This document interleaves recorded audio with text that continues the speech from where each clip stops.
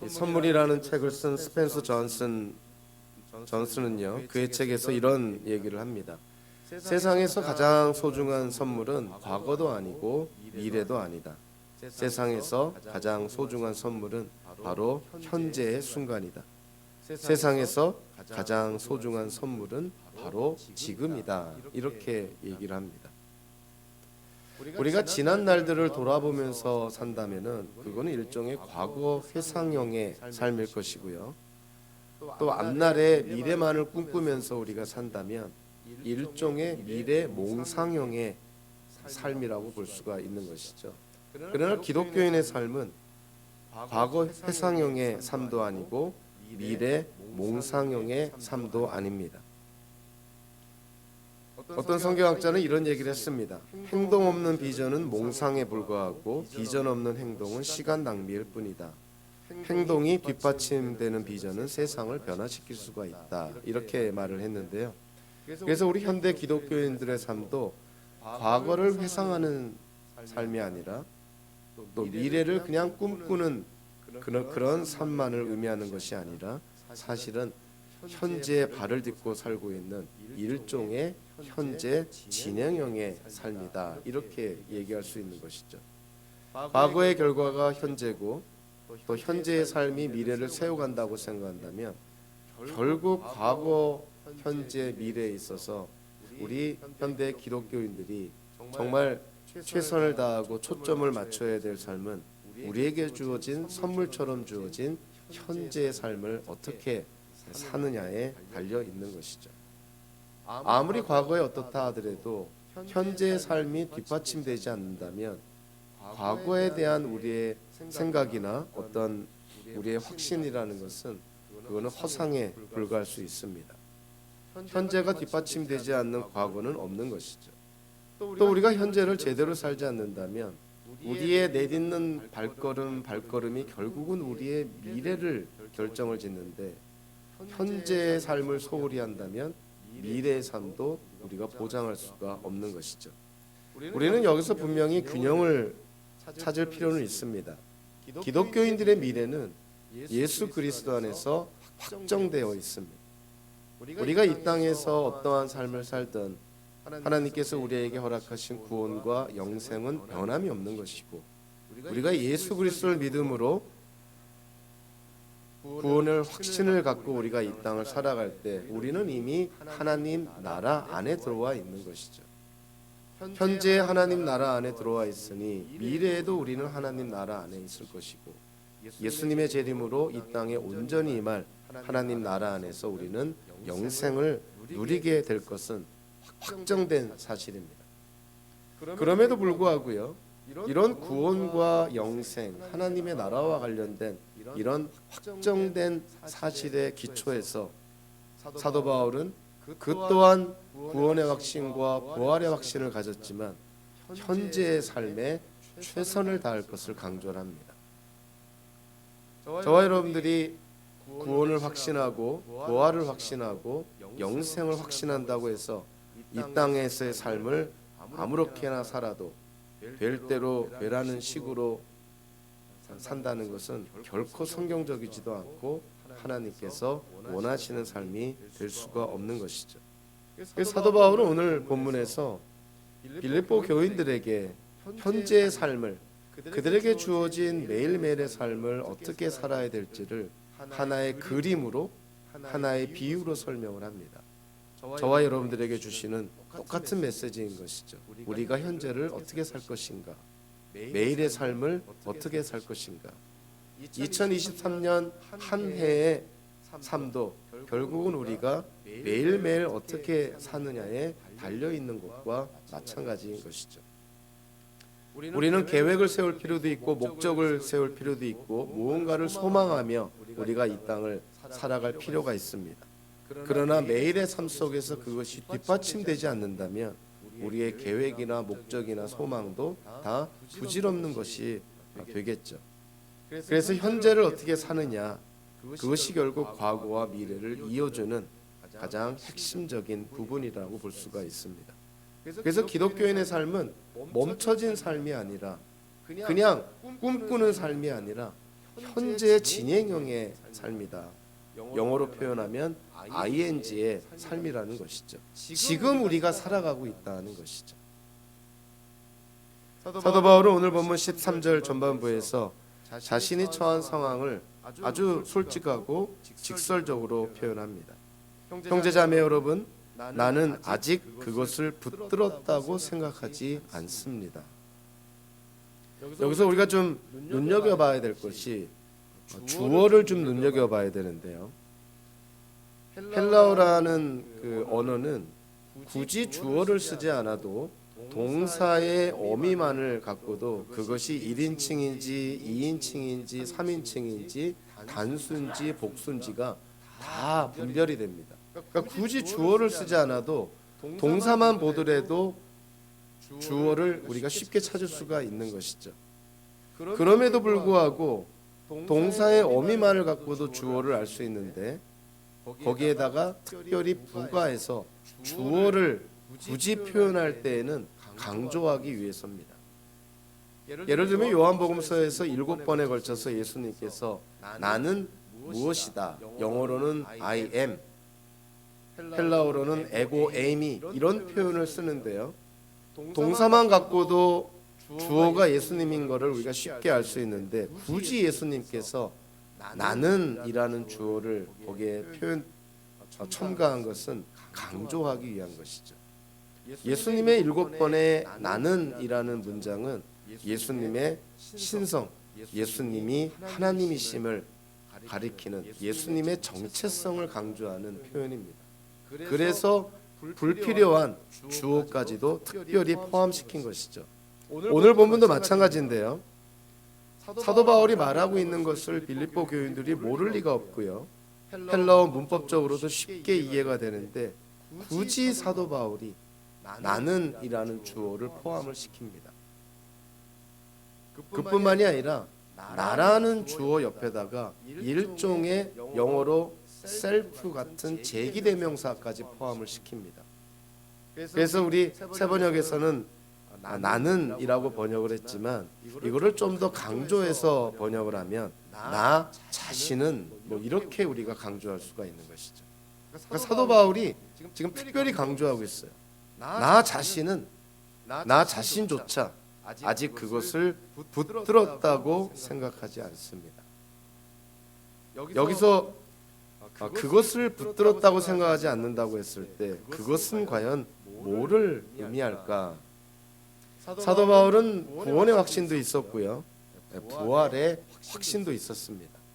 그럼에도 불구하고 사도 바울이 아직 붙들고 있지 않다고 생각하는 것은요, 이건 앞의 문맥을 통해서 우리가 이해할 수 있는 것인데 9절 11절에서 사도 바울은 그리스도인의 여정을 칭의와 성화, 영화 이렇게 설명을 합니다.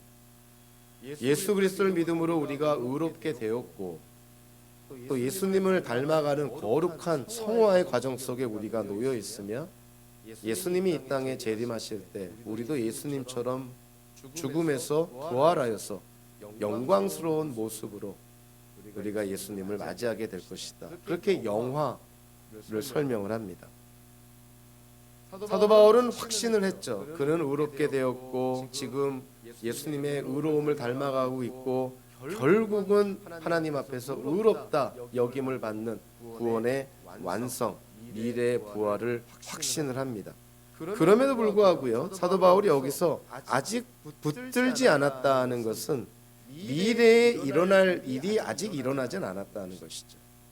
미래에 우리가 예수님의 재림으로 하나님께서 약속하신 구원과 영생을 누리는 것, 또 하나님 앞에서 우리가 너는 의인이다라고 최종 판결을 받게 되는 그 마지막 심판 때에 받게 되는 그 최종 판결, 이와 같이 미래에 결국에 일어날 일들이 아직 일어나지 않았다는 것을 강조를 합니다.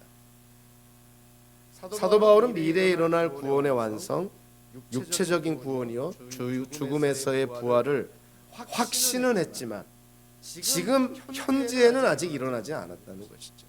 아직 그것을 붙들고 있지는 않다. 아직 그것을 받아 누리지는 못하고 있다는 것을 얘기를 합니다. 우리도 마찬가지인 것이죠. 구원의 확신을 갖고 살아갑니다. 우리도 나중에 육체적인 부활을, 그래서 영생을 누릴 것을 확신하고 살아갑니다. 왜냐하면 하나님의 약속이기 때문에. 하나님의 약속은 이루어진 거나 다를 바가 없기 때문에. 그럼에도 불구하고 구원이나 영생이나 부활은 아직 우리에게 일어나진 않은 것이죠. 사도 바울이 그걸 얘기한 것입니다. 그는 구원과 부활에 확신이 있었지만 그럼에도 불구하고 시간적으로 바라봤을 때 미래에 일어날 일이니 아직 붙들고 있지는 않다는 거예요. 미래에 받을 것이기 때문에. 성경에서는 기독교인들의 현재 삶을 두 가지 그림으로 또는 두 가지 비유로 설명을 하는데요. 그 두 가지가, 하나는 공사 중이라는 표현입니다. 지금 지어져 가고 있다는 것이죠. 성도들만 지어져 가는 것이 아니라 성도들로 구성된 교회라는 공동체도 지어져 가고 있다. 그래서 공사 중이라는 그러한 비유를 우리가 성경에서 만나게 되고요. 또 하나는 경기 중입니다. 우리는 지금 경기 가운데 있다. 경기가 끝난 게 아니죠. 지금 우리는 시합을 하고 있다는 거예요. 사도 바울이 우리는 지금 세워져 가는 공사 중에 있고 아직도 시합 중에 있는, 경기 중에 있는 선수들과 같다, 이렇게 얘기를 합니다. 그것이 우리 기독교인들의 현재의 상태라는 것이죠. 우리가 요한계시록에서도 살펴봤지만 이미 하늘에는 승리한 교회가 있지만 동시에 이 지상에서는 전투하는 교회가 존재하는 것과 마찬가지입니다. 우리의 구원과 우리의 영생은 이미 예수 그리스도 안에서 하나님이 약속해 주셨지만 그럼에도 불구하고 우리는 현재의 삶 속에서 지금 분투하면서 싸우면서 세상을 거스리면서 우리는 지금 살아가고 있다는 것이죠. 그러니까 두 개의 존재가 공존하고 있는 것이죠. 이미 우리는 하늘의 성전에서, 하늘의 교회에서 하나님을 예배하는 자로 존재하고 있지만 동시에 우리는 이 세상에서 분투하며 싸우며 영적 전쟁을 치르는 그러한 존재로 살아가고 있다는 것이죠. 그래서 공사 중, 시합 중, 이런 표현을 우리는 성경에서 만나게 되는 것입니다. 우리가 이 땅을 살아가면서 극복해야 될 두 가지 장애를, 문제를 우리가 생각해 본다면, 영적으로 우리가 생각한다면요, 두 가지를 꼭 우리가 극복해야 될 필요가 있습니다. 첫째는 영적 교만과 관련된 것인데, 이거는 쉽게 풀어서 설명하면 영적으로 잘난 체 하는 것입니다. 기독교인들이 잘난 체 한다든가 영적으로 교만한다는 것은 기독교인의 신분과 정체성에 일단 맞지가 않는 것이죠. 우리가 하나님의 은혜로 하나님의 자녀가 되었고, 우리가 무엇인가 하나님의 나라를 위해서 쓰임을 받는다면 그것 또한 하나님의 은혜인 것인데, 우리가 무엇인가를 잘난 체하거나 무엇인가에 대해서 교만하다 하는 생각을 갖는 것 자체가 기독교인의 정체성과 맞지가 않는 것이죠. 이와는 반대로 또 우리가 극복해야 될 것이 있는데, 구원의 확신과 부활의 확신, 이런 거를 우리가 갖고 있다고 해서 영적인 것에 대해서 우리가 무관심해지는 것은 또한 위험한 것입니다. 그러니까 영적으로 냉담해지는 것이죠.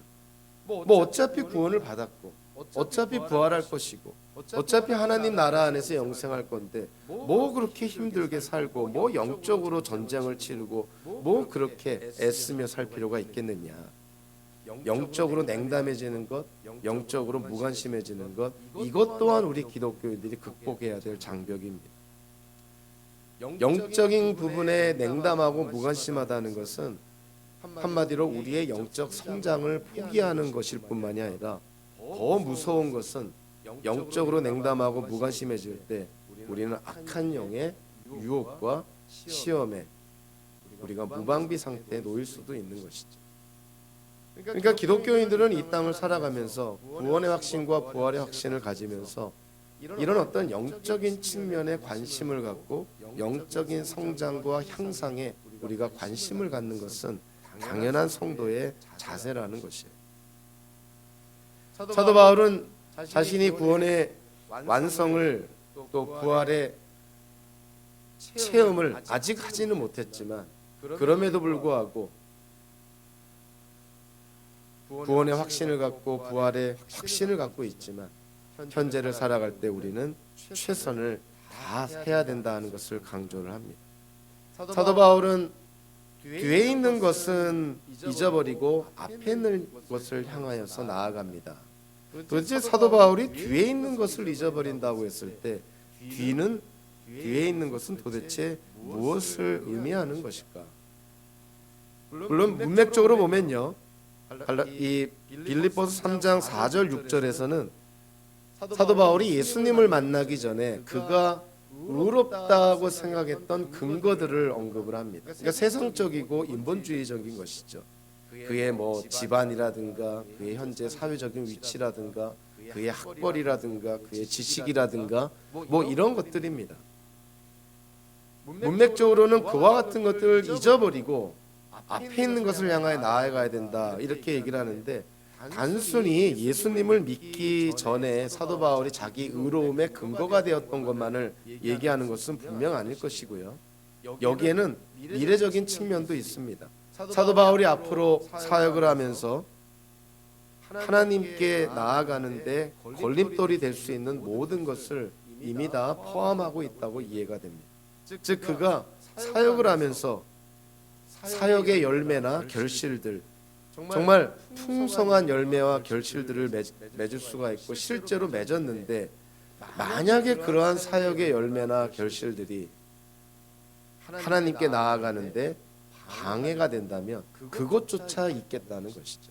그러니까 단순히 시간적으로 과거에 있었던 일들을 잊는다는 측면보다는 하나님께 나아가는데 걸림돌이 될 수 있고 방해가 될 수 있는 것은 그 무엇이라도 다 있겠다는 각오입니다. 뒤의 것은 잊어버리고, 뒤의 것을 잊는다고 다가 아니라 이제 앞의 것을 향하여서 뛰어나갈 준비를 하고 있죠. 13절 후반부에 보니까 앞에 있는 것을 향하여 몸을 내밀면서, 그러니까 뛰어갈 자세를 하는 어떤 그런 선수의 모습을 우리에게 보여주고 있죠. 그냥 뒤의 것을 잊어버리고 과거의 것을 잊어버리고 그냥 그 자리에 안주하는 것이 아니라 과거의 것을 잊어버리고 극복하면서 앞을 향하여서 뛰어나가는 그러한 몸의 자세를 보여줍니다. 앞에 있는 것을 향하여 몸을 내밀면서 몸이 언제라도 뛰어나갈 수 있는 자세. 자, 그와 같은 자세로 매일매일의 삶을 살겠다는 것이죠. 그리고 그러한 삶을 빌립보 교회 교인들에게 촉구를 합니다. 예수님께서도 이와 비슷한 말씀을 하시죠. 누가복음서 9장 62절에서 이렇게 말씀합니다. 예수께서 그에게 말씀하셨다. 누구든지 쟁기를 잡고 뒤를 돌아보는 사람은 하나님 나라에 합당하지 않다. 저와 여러분들이 앞으로 나아가려면 뒤의 것에 대한 분명한 마무리와 매듭과 이해와 성찰이 필요합니다. 즉 우리가 현재를 하나님 안에서 신실하게 살아가려면 이 과거의 것에 대한 분명한 매듭 짓는 게 있어야 된다는 것이죠. 그래서 우리가 과거를 우리가 좀 생각해 볼 필요가 있는데, 소위 말하는 치유 사역의 아주 핵심적인 부분 중에 하나가 현재의 문제가 과거로부터 나왔다는 거예요. 그래서 과거를 많이 다룹니다. 자라날 때, 성장기 때, 또 자기의 성장 과정 속에서 가장 중요한 영향을 끼쳤던 사람들과의 관계, 뭐 이런 부분들을 많이 다룹니다. 사실 그러한 부분들이 해결이 되어야 현재의 문제가 해결이 되기 때문에 그런 것이죠. 몸은 컸지만, 몸은 어른이지만 과거의 어릴 때 문제에 붙잡혀 있으면 아직도 어린아이에 불과한 것이죠. 그래서 그러한 부류의 사람을 어른이라고, 어른이 이렇게 표현하기도 합니다. 몸은 어른이지만 아직도 과거에 붙잡혀 있기 때문에 그런 것이죠. 그래서 과거의 그 문제를 해결을 해야 성장을 하게 됩니다. 그러나 여기에는 또 치명적인 위험성이 있는데요. 현재의 문제를 과거로만 자꾸만 관심을 초점을 맞추기 때문에 우리의 생각이 과거에 묶여버릴 수가 있어요. 과거에 우리의 초점을 맞추는 이유가 뭐냐면 과거의 문제를 해결해서 빨리 그거를 극복해서 앞으로 나아가자는 것인데, 이 치유사역이 잘못 빠지게 되면 사람들로 하여금 자기 현재의 문제를 과거의 누군가를, 과거의 어떤 일에 다 책임 전가하는 것이죠. 자기는 노력하지 않고 내가 지금 이렇게 된 것, 내가 이런 생각을 갖고 있는 것, 내가 지금 이런 어려움을 겪고 있는 것 다 과거의 누구 때문이고 과거의 무슨 일 때문이고, 자기의 책임은 온데간데 없고 모든 결과를, 모든 지금의 자기의 삶의 모든 문제들을 다 과거로 돌려버리는 그러한 병폐가 일어날 수가 있습니다. 그래서 과거를 우리가 바라볼 때 과거에 일어난 일들을 잘 이해하는 것 물론 중요하지만 그 과거를 어떻게 마무리하고 매듭을 짓느냐가 더 중요한 것이죠. 그래서 우리가 과거를 바라보면 첫째로 과거로부터 우리가 간직해야 될 것이 있습니다. 물론 과거를 다 잊는 것이 옳은 것도 아니고요, 과거가 다 나쁜 것도 아닌 것이고, 분명히 과거를 통해서 우리가 꼭 기억하고 마음에 새기고 항상 간직해야 되는 것이 있죠. 사도 바울은 고린도전서 15장에서 자기의 어떤 과거를 생각하면서 또 현재의 삶을 바라보면서 사도 바울이 꼭 간직한 것이 하나 있습니다. 언제라도 잊지 않은 것이 하나 있죠. 그건 다름 아닌 하나님의 은혜라는 것이에요. 현재 자기의 모습, 자기의 삶, 그리고 자기의 과거를 비춰봤을 때, 견주어 봤을 때 하나님의 은혜가 아니고서는 지금 자기에게 일어나는 일들, 자기의 모습 해석이 안 되고 이해가 될 수가 없는 것이죠. 심지어는 자기가 수고하고 노력하고 애쓰는 것조차도 하나님의 은혜라고 강조를 합니다. 저와 여러분들이 과거를 생각할 때 과거에서 우리가 꼭 간직해야 될 것, 하나님의 은혜인 것이죠. 하나님이 우리를 불러주시고 또 우리의 삶 속에서 하나님이 동행하여 주시고 지켜주시고 또 지금의 이 모습으로 있게 하신 것이 다 하나님의 은혜라는 것을 우리가 결코 잊어서는 안 됩니다. 현재 우리의 삶의 기초가 되는 것 당연히 과거지만 그 과거 속에 하나님께서 허락하신 그 하나님의 은혜를 우리가 결코 잊어서는 안 되는 것이죠. 반드시 간직해야 됩니다. 그래서 모든 것을 하나님의 은혜라는 관점에서 바라봐야 되는 것이죠.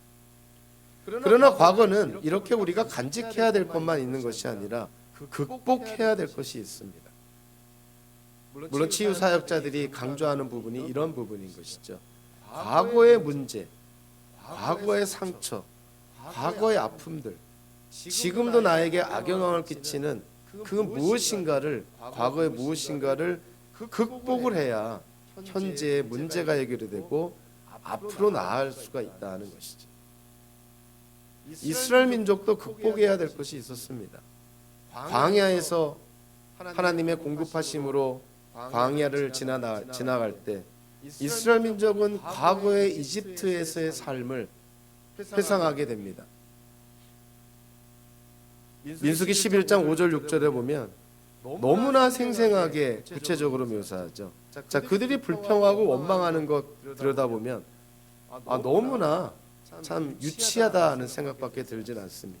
이집트에서 생선을 공짜로 먹던 것이 기억이 생생한데 그 밖에도 오이와 수박과 부추와 파와 마늘이 눈에 선한데 이제 우리 눈에 보이는 것이라고는 이 만나밖에 없으니 입맛마저 떨어졌다. 이런 불평을 합니다.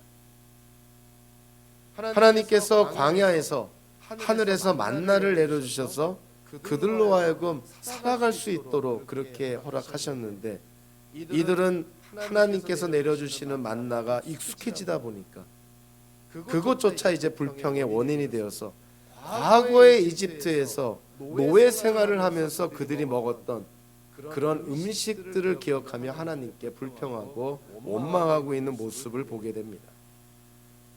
우리 이스라엘 백성들만 이럴까요? 우리 현대 기독교인들도 이러한 유혹과 이러한 잘못에 얼마든지 우리가 빠져들 수 있습니다.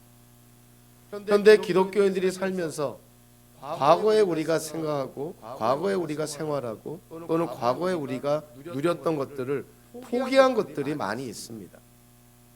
하나님에 의해서 우리에게 주어진 축복과 비교하면 그거는 정말 세 발의 피밖에 안 되지만, 그럼에도 불구하고 과거의 무엇인가를 기억하면서 그거를 그리워할 수 있는, 이스라엘 민족이 이집트에서 노예 생활하면서 먹었던 음식을 그리워했던 것과 마찬가지로 우리도 그럴 수 있다는 것이에요. 과거에 있었던 것들을 극복을 해야 되는데 그것이 극복이 안 된다면 그것이 우리의 현재 삶을 갉아먹는 하나의 기생충과 같은 그러한 악영향을 끼치게 된다는 것이죠. 그래서 저와 여러분들이 현재를 잘 살기 위해서 과거로부터 우리가 꼭 간직해야 될 것도 있지만 과거의 것을 극복해야 될 것도 있습니다.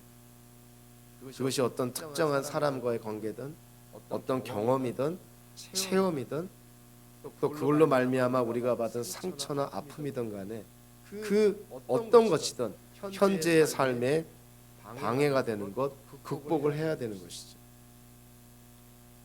그래서 이 선물이라는 책을 쓴 스펜서 존슨은 그의 책에서 과거에 대해서 이렇게 얘기를 합니다. 과거에서 배우지 못하면 과거를 보내기가 쉽지가 않다, 이런 얘기를 하는데 참 일리가 있는 말인 것이죠. 과거의 경험, 과거에 우리가 가졌던 아픔이나 상처나 상실이나 고통, 자, 이런 거를 통해서 우리가 무언가를 배운다면, 교훈을 얻을 수가 있다면 그와 같은 것들을 떠나보낼 수가 있다는 거예요. 근데 과거로부터 교훈을 얻지 못하고 과거로부터 배우지를 못한다면 적지 않은 경우 우리는 과거에 묶여서 살고 있을 때가 많다는 것이죠. 우리는 살면서 과거에도요, 분명 원하지 않았던 경험들, 또 만나고 싶지 않았던 사람들을 만나고 정말 누구나가 원치 않았던 그런 상처나 아픔을 우리가 받을 수가 있습니다. 그건 누구에게나 일어나는 것이고 모든 사람들에게 적용되는 거라고 저는 생각합니다. 그렇지만 차이점이 나게 되는 것이죠. 그와 같은 과거를 통해서 우리가 뭔가를 배우고 어떠한 교훈을 얻고 어떠한 지혜를 우리가 받는다면 같은 경험을 했더라도 지혜와 교훈을 받지 못한 사람과는 하늘과 땅 차이의 삶을 살 수가 있는 것이죠. 그래서 과거를 회상하면서 아파만 할 것이 아니라 누군가를 비난할 것이 아니라 그걸 통해서 우리가 배워야 된다는 거예요. 그래서 스펜서 존슨이라는 사람은 우리가 과거를 통해서 무언가를 배워야만 그 과거를 떠나보낼 수 있다라고 얘기를 하는데 정말 일리가 있는 말이라고 생각을 합니다. 사도 바울은 자신을 잘 분별하고요, 그리고 현재에 대한 과거와 또 미래에 대한 그런 입장을 가지고 이제 오늘 보면 핵심이라고 할 수 있는 13절 후반부부터 14절까지 현재를 어떻게 살지를 빌립보 교인들에게 강조를 합니다. 13절 후반부가 14절에 보면 이렇게 얘기하죠. 내가 하는 일은 오직 한 가지입니다. 그리스도 예수 안에서 하나님께서 위로부터 부르신 그 부르심의 상을 받으려고 목표점을 바라보고 달려가고 있습니다. 내가 하는 일은 오직 한 가지입니다. 그러니까 사도 바울의 삶의 목표 한 가지라는 거예요. 참 대단한 표현이라고 생각을 합니다. 우리는 다양한 목적, 다양한 목표, 다양한 계획을 세우는 것이 그것이 삶을 보람있게 사는 거라고 생각할 수 있는데 사도 바울의 표현은 좀 다르죠.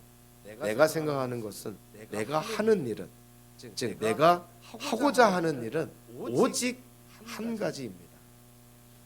그 한 가지는 14절에 나와 있는 것이죠. 그리스도 예수 안에서 하나님께서 위로부터 부르신 그 부르심의 상을 받으려고 목표점을 바라보고 달려가고 있습니다. 여기서 우리가 세 가지를 좀 찾아볼 수가 있는데 첫째는 부르심이라는 표현이에요. 사도 바울이 하나님께로부터 부르심을 받았다. 근데 그 부르심의 시작, 부르심의 근원이 누구라고 말하고 있냐면 성부 하나님이십니다. 성부 하나님이 사도 바울을 불렀다는 것이죠. 근데 그 부르심이 어떠한 영역 속에서 그 부르심이 일어났냐면 바로 예수 그리스도 안이라는 것이죠.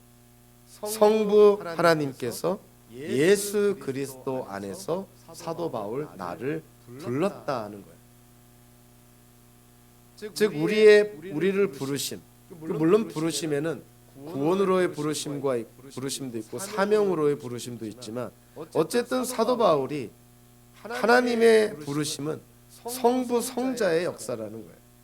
성부 하나님께로부터 성자 예수 그리스도 안에서 하나님이 나를 부르셨다는 것이죠. 하나님께서 부르셨다는 것은 이거는 구원을 의미합니다.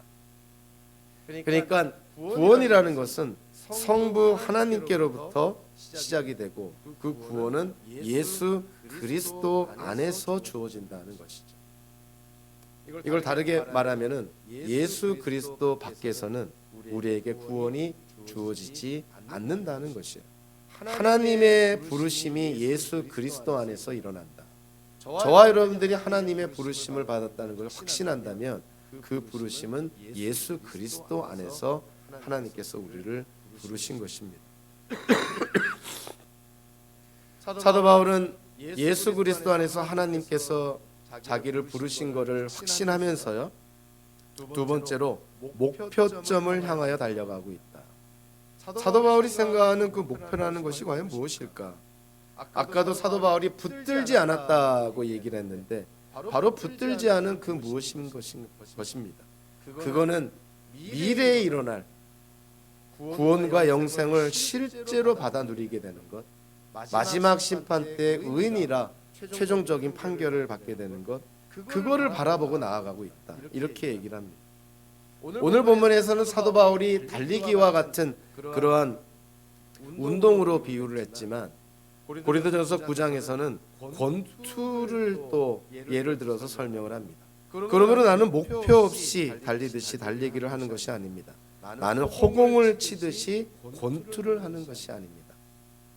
권투하는 선수가 상대방을 바라보고 목표를 향하여서 손을 내밀고 뭔가 기술을 거는 것이 당연한 것인데 마치 그런 거와 관계없이 허공을 향하여서 그냥 아무 생각 없이 주먹을 내밀고 허공을 친다면은 그것처럼 낭비되는 것이 없겠죠.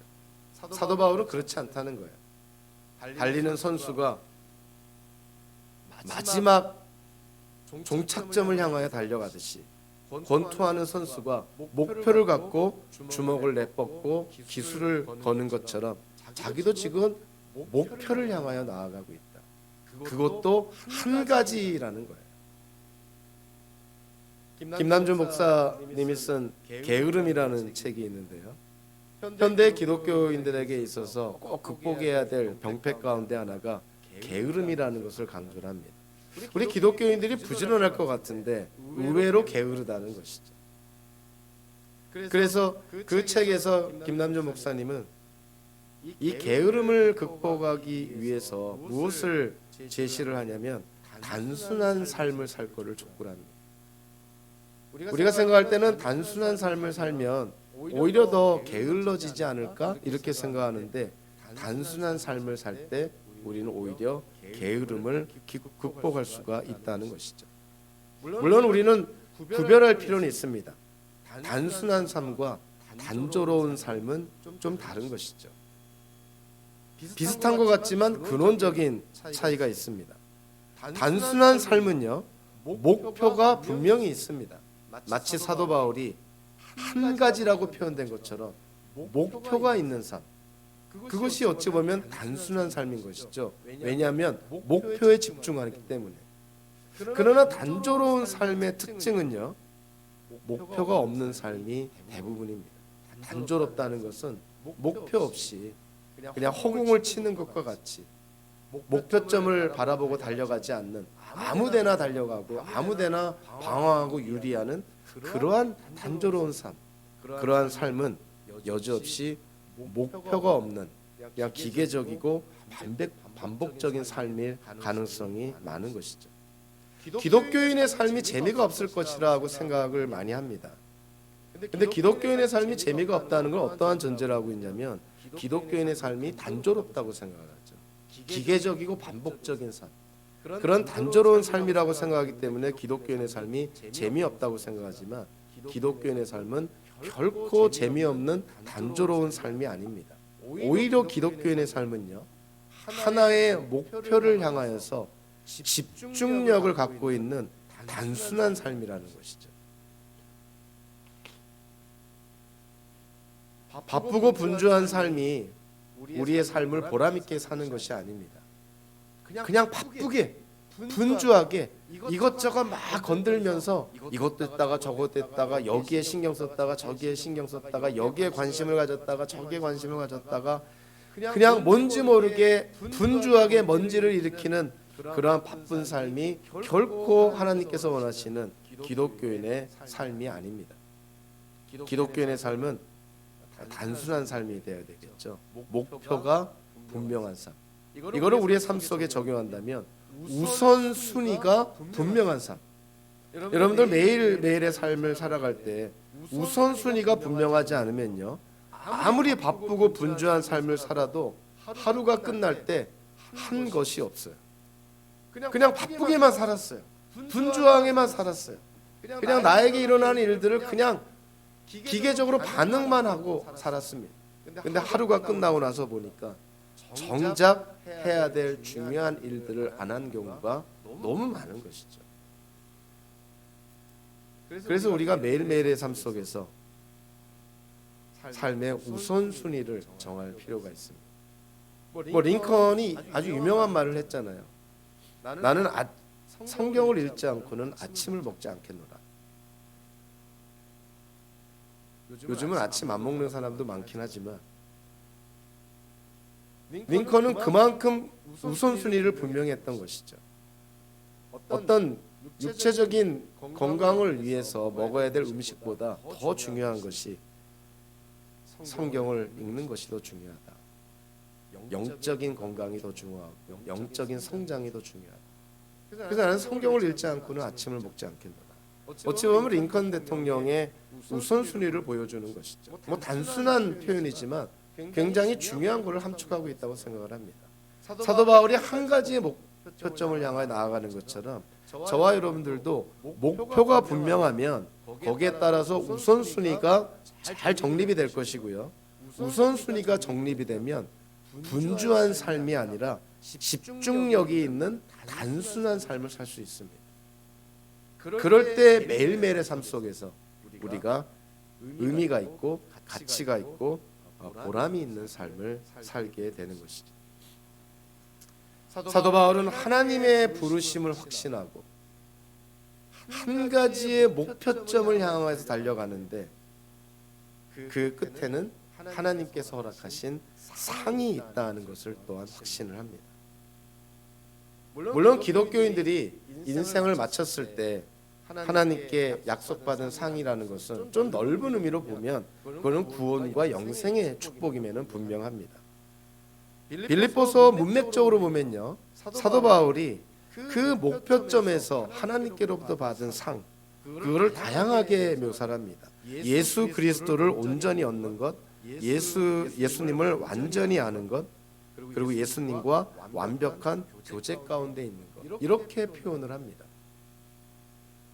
사도 바울이 한 가지의 목표를 향하여서, 즉 목표점을 향하여서 끝까지 달려 나아갔을 때, 그리고 그 피니시 라인을 끊었을 때 하나님께서 허락하신 상, 그거를 확신하며 나아가는 것이죠. 우리의 인생을 살 때 우리의 끝이 어떻게 될지를 알지 못하고 우리의 인생의 끝에 종점에서 어떠한 일이 일어날지에 대한 확신이 없다면 우리는 얼마나 많이 불안해하고 염려하고 자꾸만 뒤를 돌아보면서 좌우로 치우치거나 흔들리는 삶을 살 수 있지 않을까요? 그러나 미래에 일어날 일을 확신을 하고 나아간다면 우리의 발걸음을 우리가 좀 더 자신 있게 내디딜 수가 있습니다.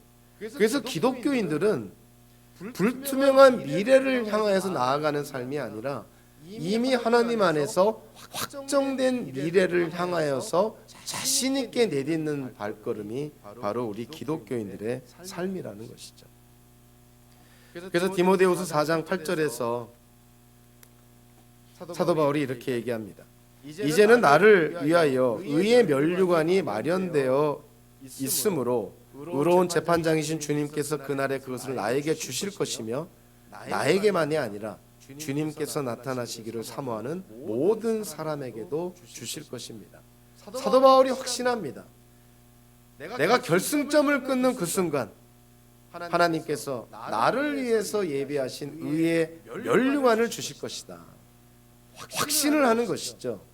그리고 그 확신은 사도 바울 자신에게만 의의 면류관이 주는 것이 아니라 나와 함께 그 결승점을 향하여서 열심히 뛰어가고 있는 모든 기독교인들에게 주어질 것이라고 지금 말씀하고 있는 것이죠.